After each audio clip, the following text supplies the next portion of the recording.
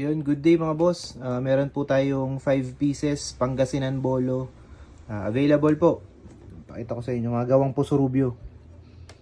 12 inches yung blade length. Meron siyang false edge. Isang side lang yung talim niya mga boss. 12 inches yung blade length. 5.5 inches yung handle. May lanyard hole.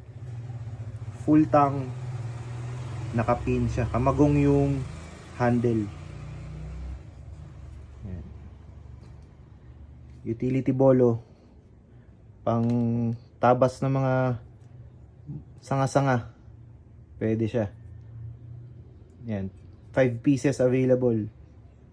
5160 high carbon steel, oil quench. Full tang.